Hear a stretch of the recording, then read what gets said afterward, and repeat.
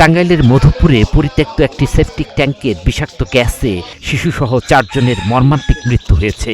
গর্তে পড়ে যাওয়া একটি ছাগল উদ্ধার করতে গিয়ে একে একে ট্যাঙ্কের ভেতরে নামেন তারা।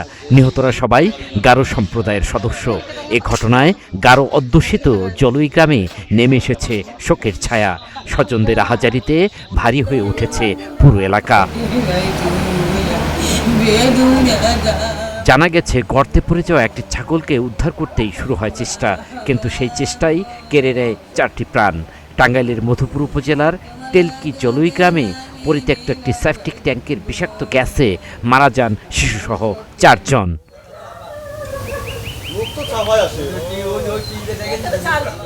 20 জুন শনিবার সকাল 8:30টার দিকে ছাগলটি ট্যাঙ্কের গর্তে পড়ে যায়। উদ্ধার করতে প্রথমে নিচে নামে 11 বছর বয়সী নেইমার মৃ। দীর্ঘ সময়েও সে ফিরে না আসায় তাকে উদ্ধারে নামেন তার মামা গাব্রিয়াল। পরে একে একে নামেন নেইমারের বাবা বাবুল ও প্রতিবেশী রতন নকরেক।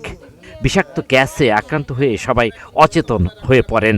ওই বোনের ছেলেকে ডাইকা নামাইছে, নামানোর পরে উঠে না, এর জন্য তার ফুপা গাব্রিয়েল সেও মারা গেছে। সেও গেছিল, গিয়া ওই অবস্থায় তারও মরণ। ওই বাড়ির মালিক নামার পরে তারপরে ওরা আর আসে না নিচে থেকে। তারপরে এই যে বাচ্চার বাবা বাবলু ও নামছে, নামার পরে ও আর আসে না। খবর পেয়ে ফায়ার সার্ভিসের সদস্যরা স্থানীয়দের সহায়তায় উদ্ধার অভিযান চালিয়ে 4 জনের মরদেহ উদ্ধার করেন।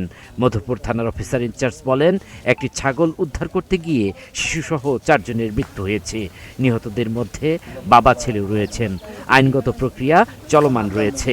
ফায়ার সার্ভিস যায়, এই 4 জনের মৃতদেহ উদ্ধার করে। তারপরে আমরা দেখতে পাই সেখানে, পরে আমরা জানতে পারি যে তারা সেখানে পড়ে গ্যাস খেয়ে তারা মৃত্যুবরণ করে। ওরা আমরা লাশের সুরতার প্রতি প্রস্তুত করে আমাদের লাশের বিষয়ে আমরা আইনগত ব্যবস্থা ওকে দিই।